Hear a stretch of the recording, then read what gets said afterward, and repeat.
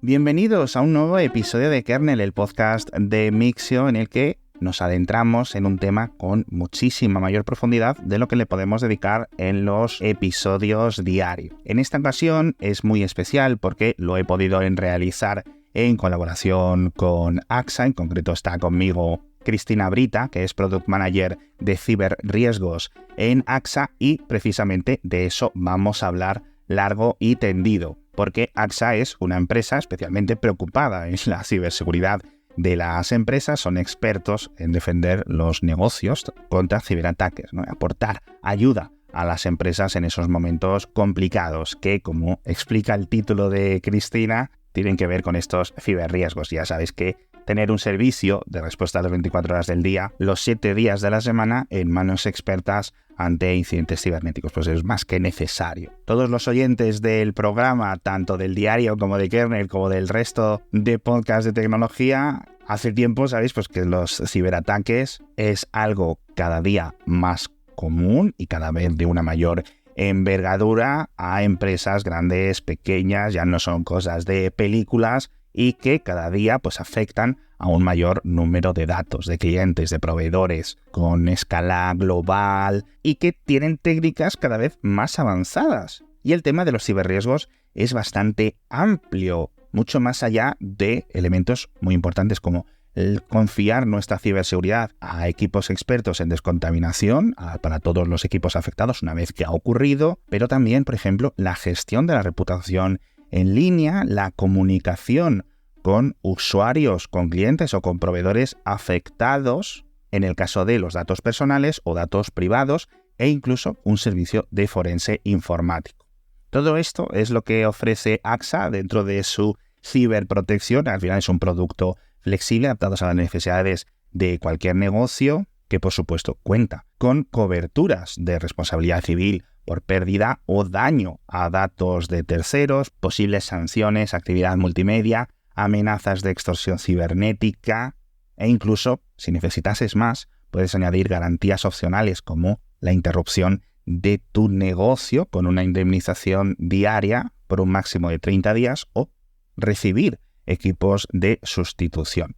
Vuelvo a insistir en que esto es muy flexible y que seas una micropyme, seas un autónomo o una multinacional gigante, pásate por axa.es para descubrir lo que este servicio de AXA puede aportar a tu negocio. Y ahora vamos con la entrevista. Os recuerdo que está conmigo Cristina Brita, Product Manager de Ciberriesgos de AXA. ¿Qué tal estás? Hola, Alex. Muy bien. Porque yo este tema de verdad que me hace especial ilusión y no quiero tirar del típico tópico de ¡ay, el trabajo remoto, que nos tiraron todos al río de la noche a la mañana y que nos tuvimos que buscar las castañas, etcétera! Pero han pasado más de 3 años desde que nos pasamos forzadamente al Zoom, al Slack, al Teams, a no sé cuánto, y tuvimos que mantener los negocios a flote, estuviéramos donde estuviéramos. Y ahora, ya con mucha más madurez, todo más sosegado, hemos visto que hay muchas cosas buenas en el trabajo remoto o en la flexibilidad de elementos de nuestras empresas y de nuestros negocios que no sabíamos y que nos han permitido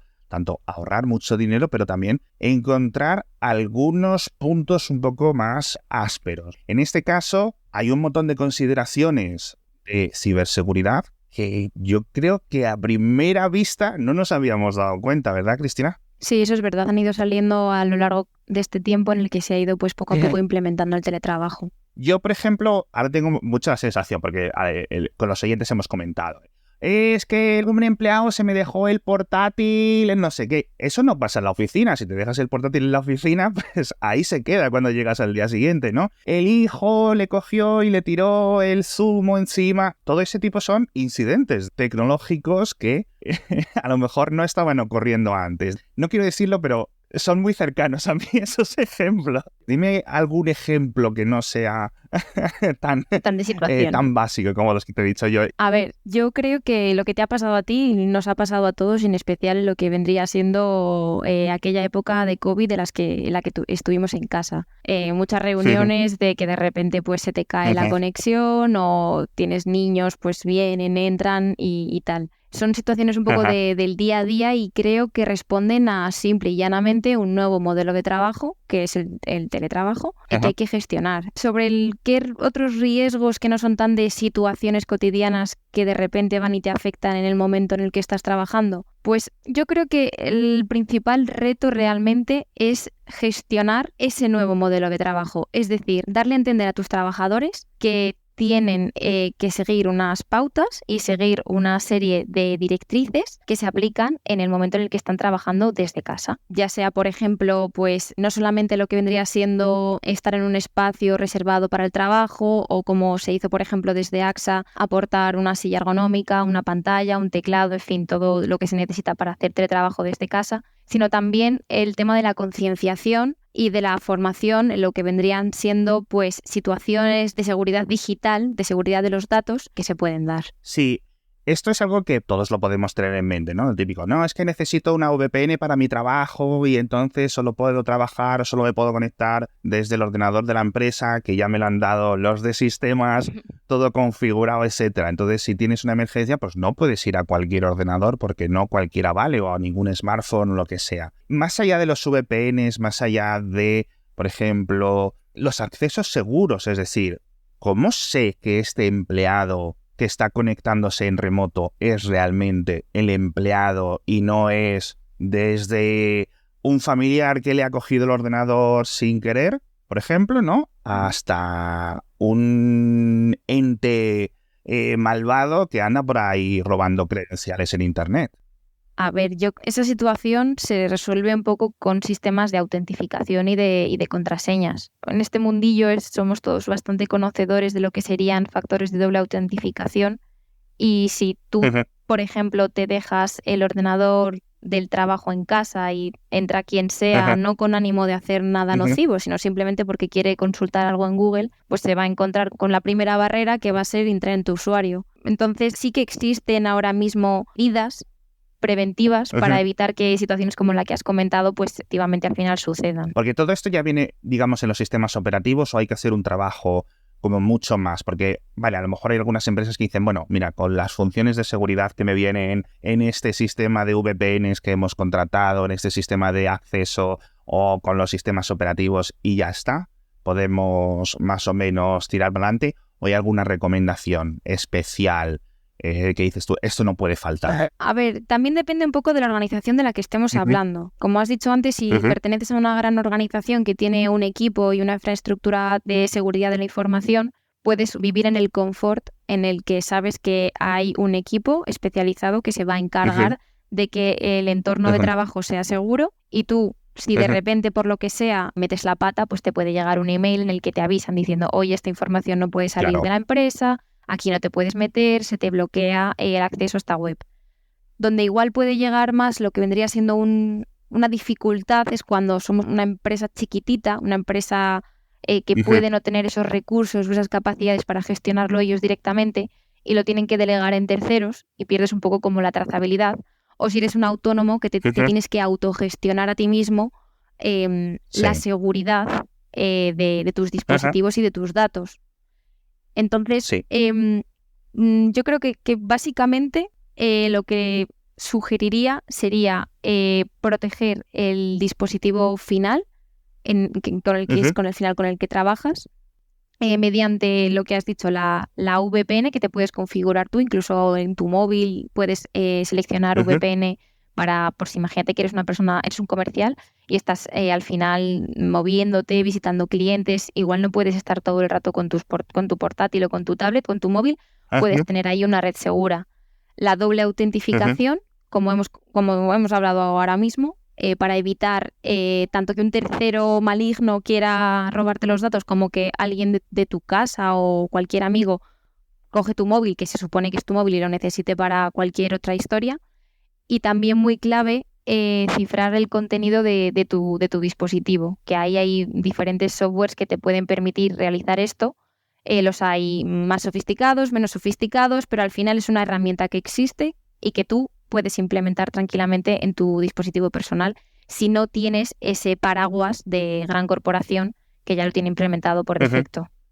Sí, absolutamente. Yo creo que además esto es algo que bueno, las grandes tecnológicas, sobre todo en los dispositivos de los que más utilizamos, ¿no? Los móviles de Android, los iPhone, los ordenadores con Windows, etcétera.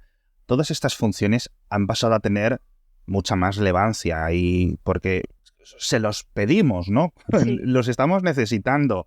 Y más allá de una vez que estamos ya con los dispositivos seguros, una vez que tenemos como lo mínimo, porque ¿sabes cómo veo yo el trabajo remoto? Lo veo como un elemento de mayor responsabilidad y de mayor confianza entre los empleados y la empresa. Es decir, aquí es como todos tenemos que ser adultos, todos tenemos que tomárnoslo muy en serio y yo creo que muchas personas se han sentido que ya, por hacer un símil, insisto, es como estabas en tu casa con tus padres tranquilamente, ¿no? Tus padres siendo los jefes en los que pues te están vigilando, si haces algo que no, pues te pueden aconsejar, pero de repente estás en un piso ya por tu cuenta y las castañas a lo mejor no te las pueden sacar tus compañeros del fuego en un momento porque están liados con otra reunión o no es algo que puedas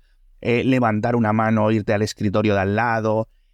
Y entonces todos tenemos que tener las cosas mucho más organizadas y sobre todo yo creo que uno de los mayores rivales, a ver si me das la razón, Cristina, es que algún empleado, todo esto de la seguridad, de activar VPNs, de tener contraseñas seguras diferentes, de poner los códigos de doble factor, etcétera, como que en el día a día le parezca muy aburrido y empiece, pues esto lo voy a quitar porque así no tengo que escribirlo 50 veces al día. O bueno, este pendrive no lo voy a cifrar y entonces me lo dejo en un taxi. Sí.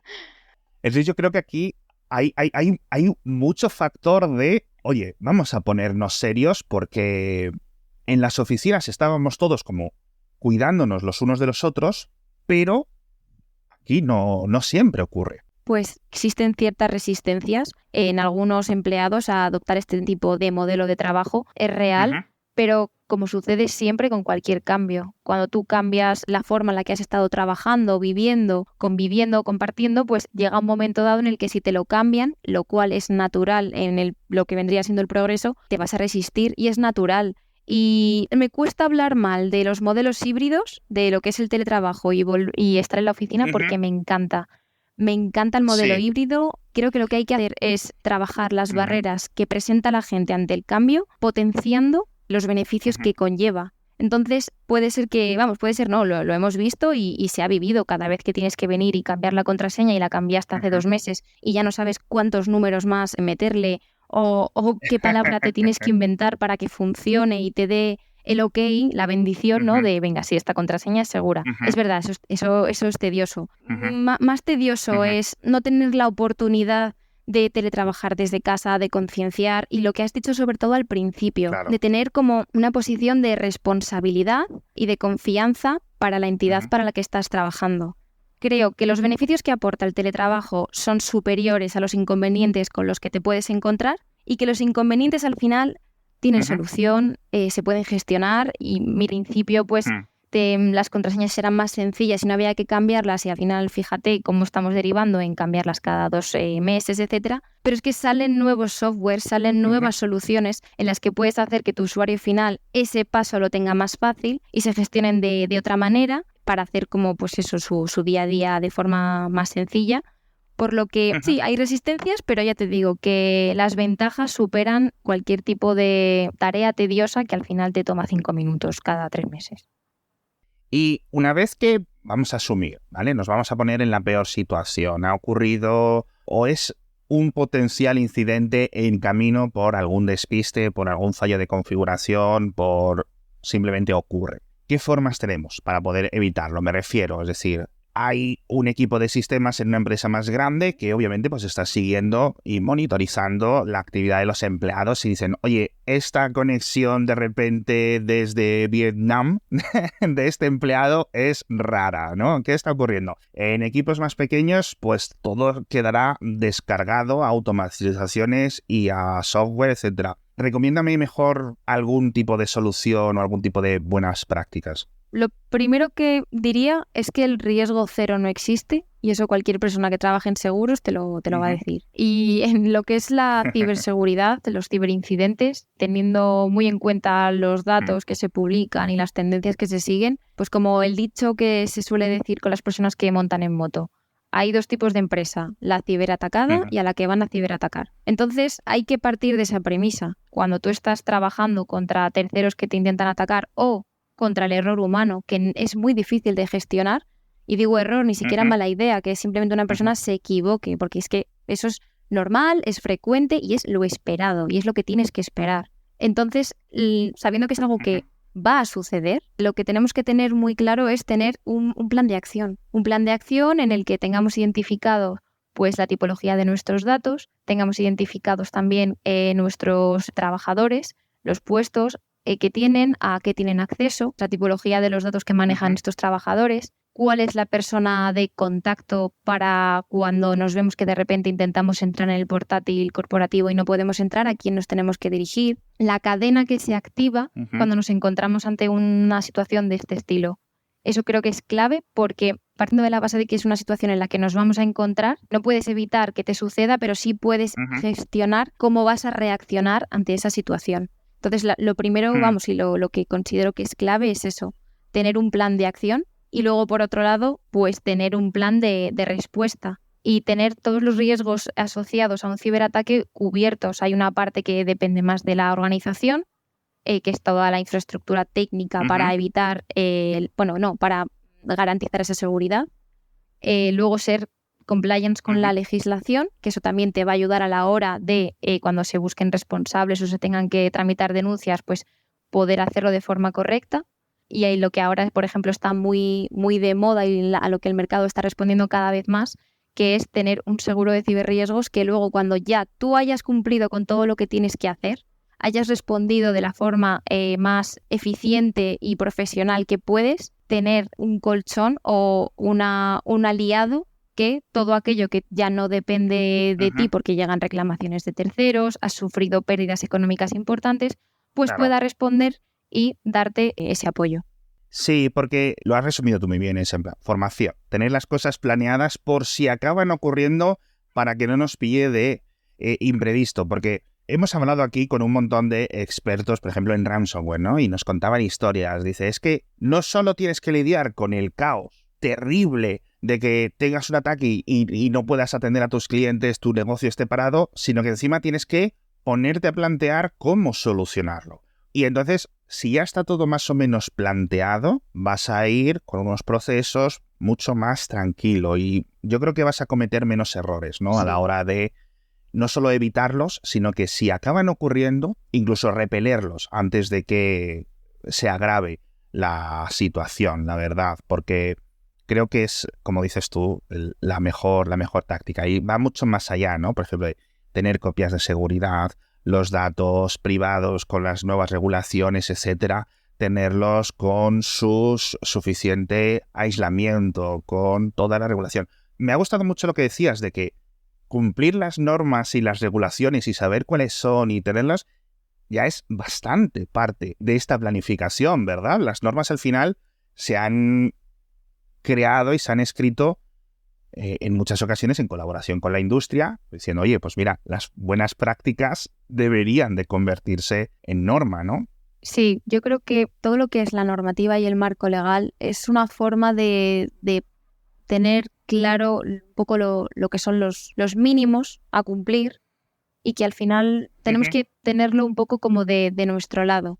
Sí, absolutamente. Y también otra cosa que me ha costado mucho es esa situación de caos total y luego encima, una vez que lo solucionas, lidiar con el problema más allá del problema técnico, que es ramificaciones legales, ramificaciones en los tribunales, multas, compensaciones, clientes que pierdes, proveedores que pierdes y al final pues va todo mucho más de lo que es el ciberataque, ¿no? Exacto. Entonces, es realmente lo terrible. Es decir, una vez que ha acabado el ciberataque, es como si empezase lo malo, de verdad, porque creo que nunca realmente pensamos en en esa parte, o al menos yo personalmente no la considero, y cada vez que traigo al programa a gente de seguridad me quedo, no diría paranoico, pero sí me quedo más... Concienciado. Claro, más concienciado. Y yo creo que son consejos buenos, seas una empresa de 5 personas, una empresa de 5.000 personas, o estemos trabajando solos como autónomo, que es mi caso, ¿sabes? Es decir, si mañana se me rompe el ordenador, si mañana lo pierdo, si mañana no sé qué ocurre? ¿Cuál es mi plan?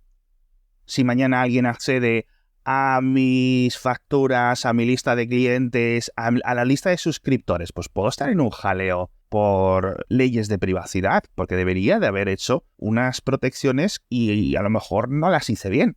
Exacto. Y también lo que te comentaba, que si tienes este plan de respuesta, que es más sencillo que incluso el propio incidente, no digo que vaya a durar menos, pero los impactos que acabas de describir duren menos. Si al final tienes tu información cifrada, por ejemplo, pues te estás asegurando que tú sí has cumplido con lo que se espera de ti como corporación, y ante una potencial reclamación de otra persona que se haya podido ver afectada, pues lo quieras o no, puedas demostrar esa diligencia.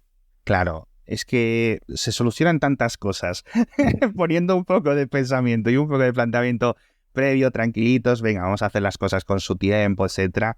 Pero bueno, ¿sabes qué ha ocurrido? Aparte de todos los cambios de legislación que hemos visto los últimos 5 años aproximadamente, en todos los países del mundo, pero especialmente en la Unión Europea, etcétera, todo es mucho más completo. Pero también ha habido otro cambio que me parece que creo que no está apreciado y como que lo dábamos como por una continuación de lo que ya existía, que son los dentro de la rama de los ciberataques. Antes a lo mejor querían extraer algo de información de tu empresa, ¿vale? Pues por ejemplo los documentos secretos, los documentos internos, cosas así. Pero con todo el ransomware no necesitan ni siquiera saber lo que tienes, es que no les interesa. No van a por una empresa específica porque sus empleados o porque sus proveedores, etcétera, sino que cualquier empresa, ¿vale?, hacen ataques en masa porque han encontrado que hay muchas empresas que no tienen esta planificación y que la única alternativa que les queda es pagar. Y eso antes no existía porque no conseguían dar el salto a esa segunda extorsión, es decir, no ganaban nada entrando en nuestros sistemas y cifrándonos los ficheros, y ahora sí. Claro, eso está totalmente relacionado con que ahora los datos, bueno, ahora y antes, pero creo que ahora es como que se pone más de manifiesto que los datos tienen mucho valor. Entonces, cuando tú inhabilitas el acceso a esos datos, lo que estás haciendo es inhabilitar acceso a lo que te genera valor o con lo que tú trabajas para generar valor. Y ahí tienes una palanca brutal. Y quien envía ransomware, realmente es que estamos hablando como de una empresa contra otra empresa, porque trabajan un poco así. Los extorsionadores, los ciberextorsionadores al final lanzan como una red al mar para ver qué pececillos pueden cazar, por así decirlo. O sea, es decir, ataques que pueden no ser dirigidos y que a ver quién pica. Y luego también los tienes más dirigidos que están perfectamente estudiados y una vez he traspasado tu barrera de seguridad y te han estudiado porque tienen acceso a esos datos tuyos, saben qué pedirte, cómo pedírtelo, cuánto pedírtelo, etcétera. Entonces sí, es una situación que cada vez se está dando más. Y yo no sé cuál de los dos casos es peor, porque los dos tienen sus preocupaciones. Decías el caso de la red, ¿no? Y el caso como de el pescador con el arpón específico que va por ti. Si eres uno de los pececillos que ha caído en esta red, eres uno más de los que está intentando comunicarse con los atacadores para decirle, oye, por favor, vamos a intentar solucionar esto, no sé qué. Y a lo mejor ni te contestan o asumen que como les has contestado te han hecho bastante daño y entonces tienen la sartén por el mango y presionan más, se interesan más por ti y es casi peor. Ahí hay un montón de recomendaciones que deberían de estar en esas planificaciones que comentabas, ¿no? Es decir, ok, cómo actuar no solo después, sino durante. En esa parte más humana del ciberataque. Totalmente. Si, por ejemplo, fueses una empresa pequeñita que ha caído en una red, lo que yo recomendaría también como Product Manager de ciberriesgos es que te hayas anticipado y tengas contigo el apoyo de una póliza de ciberriesgos. Porque dentro de este tipo de pólizas, en general y en el mercado español, lo que vendría siendo la situación en la que tú te tienes que dirigir al extorsionador y no sabes cómo hacerlo, no sabes si te responden, no te responden, imagínate que te piden pagar en bitcoins. Yo ahora o sea, sinceramente, ¿quién ahora mismo va a un cajero de bitcoins? ¿Cuántos hay? ¿Dónde están? ¿Te pones en Google Maps a buscarlo? Pues no. Pero imagínate, te dedicas a vender zapatos o eres una panadería, un taller de coches, pues no es el core de tu negocio saber dónde hay un bitcoins. Entonces, poder contar ya con un servicio que te va a dar esa ayuda, ese apoyo y te va a asesorar en cómo dirigirte a ese ciberatacante, qué perfil tienes que tomar tú para que, pues por ejemplo, si no es un ataque dirigido, pues igual ni siquiera saben que están hablando con talleres, lo que sea. Puedes hacerte pasar por una persona joven, de pocos recursos. Existen miles de ejemplos de cómo negociar con un ciberatacante en este tipo de casos. Y lo mejor yo creo es que siempre lo hagas de la mano de un profesional. Sí. Otra cosa ya es un ataque dirigido, que ahí ya pues entran muchísimos más factores, porque sabes que si es dirigido lo que han hecho ha sido estudiarte primero de arriba abajo. Y no les vas a poder engañar, ¿no? Con esas clases de actuación. Exacto. De ¡ay, señor hacker! Lo veo complicado. Absolutamente. Y estabas hablando de los seguros de riesgo para este tipo de ciberincidentes. ¿Qué tipo de cosas cubren? Por ejemplo, es decir, si mi empresa está paralizada una semana por esto, sí. ¿Cómo se tramita Lo todo que acabas eso? de mencionar es una de las coberturas básicas de un seguro de ciberriesgos. Más allá de la extorsión que te puedan solicitar por la recuperación de tu sistema o de tus datos, existe la situación en la que se ven envueltas la gran mayoría de las empresas o profesionales afectados, que es no poder continuar con su actividad. Y esto al final te va originando un problema económico e incluso en según qué casos reputacional. Entonces todos esos costes asociados que no están relacionados con la infraestructura tecnológica que tú tengas implementada, pues son situaciones que puedes trasladar a la aseguradora. Claro, es que si dentro de estos días que estás parado hay un proveedor al que tienes que hacerle una entrega muy específica a un cliente y has perdido ese negocio, da igual. Sí. Que luego expliques, llores, que no sé qué. El cliente lo necesitaba en ese momento y, pues lo siento mucho, ahí se ha quedado. Todos los temas de, por ejemplo, las propias extorsiones, etcétera, se suelen cubrir, las posibles multas por filtraciones de datos privados de clientes, de empleados, de proveedores, etcétera. ¿Qué más cosas entran en las coberturas? Por ejemplo, el tema de la extorsión es una cobertura común en el mercado español. Obviamente nunca se está cubriendo el pago a extorsionadores en ninguno de los casos. Lo que se cubre realmente es un servicio en el que das apoyo, ayuda y solución a tu cliente, porque no todas las extorsiones son definitivas. Puede darse el caso de que la puedas revertir, como hemos mencionado muy al principio, el tema de copias de seguridad, etcétera. Es un apoyo que tú, tienes que ir quemando cartuchos. O sea, no es vengo, me extorsionan y pago. No, esa nunca es la forma de proceder. Es absurda, porque además, al final un ciberdelincuente sabe que si pagas una vez, pagas dos. Entonces, creo que tienes que intentar evitar esa situación lo máximo posible. Si tú al final, con esa planificación de la que hablábamos, tienes copias de seguridad en la nube y copias de seguridad offline, es decir, que no se hayan visto afectadas por este incidente digital, puedes simple y llanamente, obviamente, limpiar tus dispositivos, asegurarte de que esto no vuelva a pasar, etcétera, y restaurar tus copias de seguridad. Entonces, no pasa por tener que pagar absolutamente ningún rescate. Otras veces, por mucho que te estén pidiendo dinero, se ve que esa extorsión no es reversible, pagues lo que pagues. Es decir, si lo que hayan cifrado y tú no puedas acceder a ello, el cifrado va a quedar, vuelve a acceder a tus copias de seguridad porque no importa la cantidad que te estén pidiendo. Entonces creo que esta primera parte es la más importante y el saber si se puede revertir, si no se puede revertir y si puedes tú volver a establecer tus sistemas. Después, el tema de denunciarlo ante las autoridades poner medidas para que esto no vuelva a suceder y luego tendrás que hacer un análisis de cuáles han sido tus pérdidas financieras debido a esta situación y si tienes un seguro, pues buscar ese apoyo de la aseguradora. Claro. Es que la verdad es que son situaciones en las que nunca nadie querría estar, ¿vale? No. Pero me estoy poniendo un poco hasta nervioso. Decías una cosa que como que se puede resumir en no te puedes fiar de la palabra de los hackers porque es en plan, una vez que les has pagado, tú sigues sin saber dónde están y ellos incluso tampoco saben tú ni quién eres ni nada. No hay tampoco ningún incentivo realmente en ayudarte por su parte. Todo lo contrario, como dices tú. Dices, si ha caído una vez, la semana que viene volvemos a intentarlo porque seguro que no se ha puesto o no le ha dado tiempo a implementar en esta empresa todos los cambios que necesiten. Y además ya saben los puntos débiles y por dónde estaba rota la cerradura, por decirlo así, ¿no? Exacto. Es algo que se puede dar. Y luego otras coberturas, por ejemplo, el tema de sanciones que has comentado, cuando debido a un ataque de un tercero, es decir, una situación que tú no has podido evitar a pesar de haber cumplido con los mínimos de seguridad que se puede exigir a según qué organización, se te puede dar el caso que se te impone una sanción por la Agencia Española de Protección de Datos. Pues esta cobertura, por ejemplo, también supeditada a que exista ese plan de contingencias, ese plan de respuesta, esa auditoría interna en cuanto a protección de datos, también es una cobertura común en el mercado español en las pólizas de ciberriesgos.